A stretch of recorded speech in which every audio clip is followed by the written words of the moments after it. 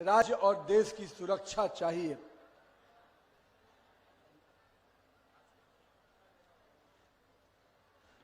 हमारे पश्चिम बंगाल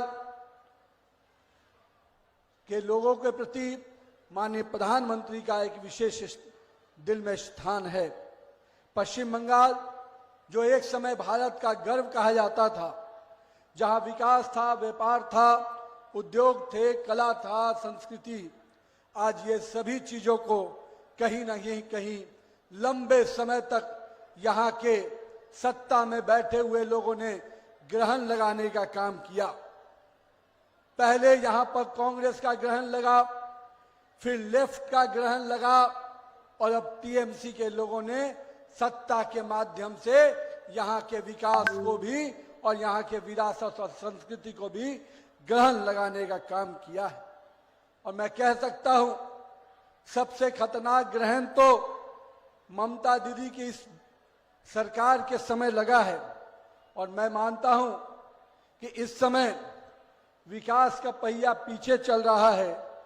पश्चिम बंगाल की आत्मा को, पश्चिम बंगाल की पहचान को और पश्चिम बंगाल के डेमोग्राफी को यहाँ की सरकार ने बिगाड़ने का काम किया है। और हमें इस सरकार को उठार के पूरी तरह से उखाड़ फेंकने का काम करना है। मित्रों, आज इसी पश्चिम बंगाल में मां, माटी और मानुष की चर्चा होती थी, लेकिन सत्ता में आने के बाद यहाँ की मां किस प्रकार से असुरक्षित है, ये संवेदनशीलता हमने देखी है। किस प्रकार से संदेश खाली से लेकर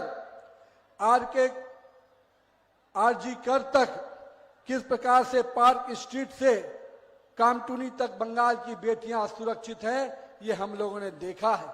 और आज यहाँ की माटी को, किस प्रकार से यहाँ के मिट्टी को, डेमोग्राफी को बिगाड़ने का काम किया गया। जो यहाँ के बंगाल के, पश्चिम बंगाल के लोगों का जिस पे हक था, उस मिट्टी पर बांग्लादेशी घुसपैठियों का हक देने का काम किसी ने किया है, तो यहाँ की ममता दीदी की सरकार ने किया है। और आज मैं कह सकता हूं, यहाँ के लोगों का हक छीनकर और जिनको देने का काम किया है, उन बांग्लादेशी घुसपैठियों को निश्चित रूप से नरेंद्र मोदी की सरकार और भविष्य में पश्चिम बंगाल में जो डबल इंजन की सरकार बनेगी, उस डेमोग्राफी को सुधारने का काम करेगी और इन बांग्लादेशी घुसपैठियों को बाहर करने का काम करेगी। मित्रों, जहां एक और हमारे मां को परेशान किया, हमारी माटी को परेशान किया, और अब मैं ये कह सकता हूं कि यहाँ के मानुष के साथ भी कोई अच्छा व्यवहार नहीं किया। आज यहाँ का मानुष कहीं ना कहीं पलायन के लिए, तुष्टीकरण के कारण, भ्रष्टाचार के कारण, अराजकता के कारण पलायन के लिए मजबूर हो रहा है। आज पश्चिम बंगाल में हमारे जो श्रमिक भाई हैं, देश भर में श्रमिक भाइयों को 500 रुपये से अधिक की राशि दैनिक वेतन में मिलती है, लेकिन पश्चिम बंगाल में श्रमिकों को बहुत ही बुरी स्थिति में 150 से 200 रुपया प्रतिदिन काम करना पड़ता है। और यहाँ की सरकार का नींद नहीं खुल रहा है। वो कहते हैं कि वो बाहर चले जाएं, क्योंकि हमने तो रास्ता बांग्लादेशियों के लिए, बांग्लादेशी घुसपैठियों के खोल रखा है। यहाँ के लोगों को बाहर जाने के लिए कहती हैं और पश्चिम बांग्लादेश से लोगों को यहाँ पर बसाने का काम करती हैं। निश्चित रूप से हम अपने श्रमिक भाइयों को विश्वास दिलाना चाहते हैं कि आने वाले समय में अपने श्रमिक भाई को हम पलायन से भी रोकेंगे और उनको सही रूप से, जिस प्रकार से अन्य राज्यों में दैनिक भत्ता के रूप में 500 से अधिक राशि दी जाती है, हम पश्चिम बंगाल के श्रमिकों को भी सम्मान के साथ यहाँ काम देने का काम करेंगे। पश्चिम बंगाल में जो टीएमसी की सरकार चल रही है, जो दीदी की सरकार चल रही है, उसके टी का मतलब क्या होता है मित्रों? तो टी का मतलब होता है तोलाबाजी और तुष्टीकरण। एम का मतलब क्या होता है? माफिया राज और महिलाओं पर अत्याचार। और सी का मतलब क्या होता है मित्रों? करप्शन और कटमनी। तो यही है टीएमसी।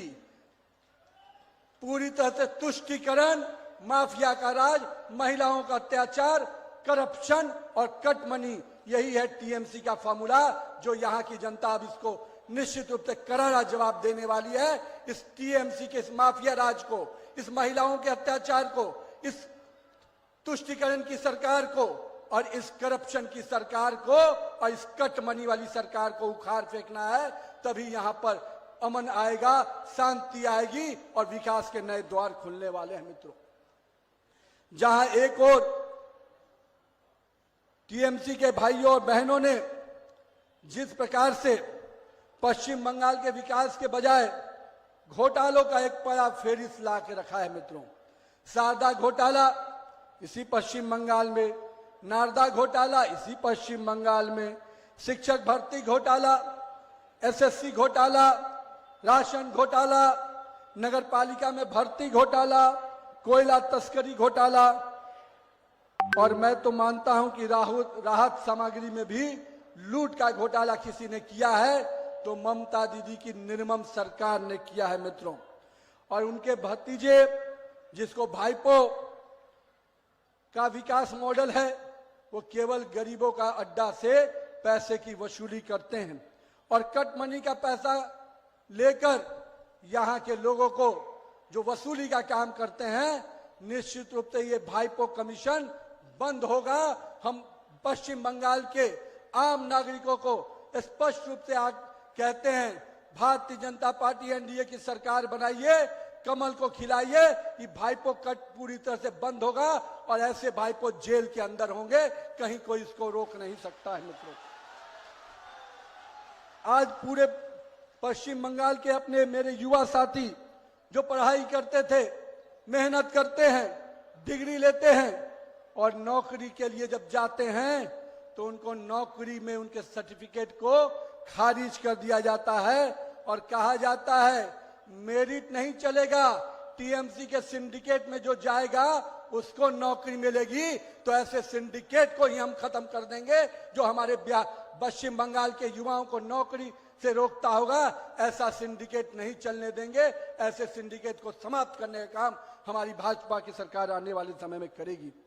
यहाँ के शिक्षा मंत्री काहे को तीर्थ यात्रा पे गए थे, आप सबको ध्यान में होगा, 1600 करोड़ का घोटाला हुआ और यहाँ के पार्थ चटर्जी जी पूरी तरह से, जिनके घर से 50 करोड़ रुपए निकले, उनको निश्चित रूप से जेल जाना पड़ा और हमारे युवाओं का, हमारे छात्रों का भविष्य को जो अंधकार में लाने का काम किया, उसको निश्चित रूप से सजा देने का काम आने वाले समय में हमारी सरकार करेगी। मित्रों, मैं आज टीएमसी के सभी नेताओं को और जो अड्डा पे गुंडागर्दी करते हैं, मैं उनको स्पष्ट रूप से चेतावनी देने आया हूं कि इस बार का चुनाव जनता लड़ रही है, इस बार का चुनाव जनता सड़क पर उतर चुकी है और मैं मानता हूं जब जनता सड़क पर उतर कर अपनी लड़ाई लड़ती है तो कोई गुंडा और छोटा भैया काम नहीं आता है,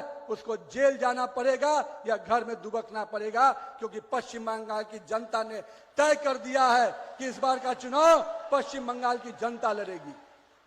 बहुत दिनों तक मित्रों यहां का जो ये चुनाव है पश्चिम बंगाल का, ये दो विषय पर चुनाव है। मित्रों, एक तरफ निर्मम सरकार का भय और भ्रष्टाचार है, वहीं दूसरी तरफ नरेंद्र मोदी के भरोसे की सरकार है, नरेंद्र मोदी के विकास और ऊर्जा के साथ प्रकाश लाने वाली सरकार है।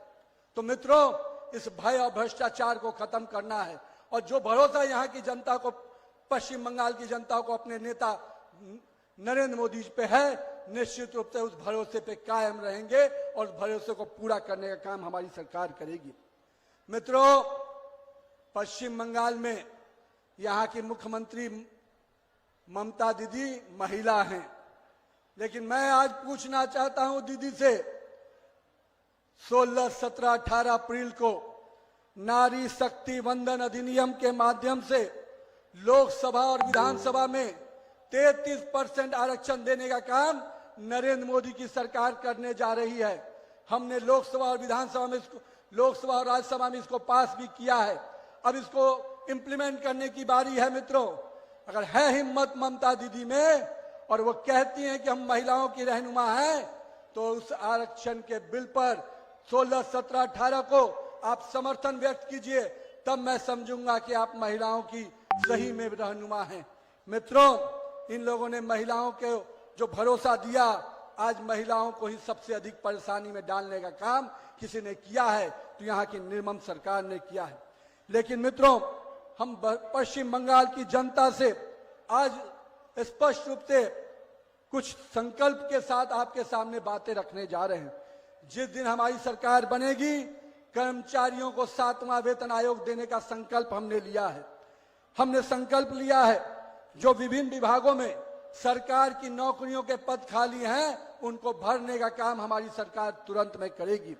साथ ही साथ भर्ती घोटाले में जो हमारे युवा प्रभावित हुए हैं, उनका जो समय लगा है, उनको आयु सीमा में 5 वर्ष का छूट देने का काम हमारी सरकार करेगी।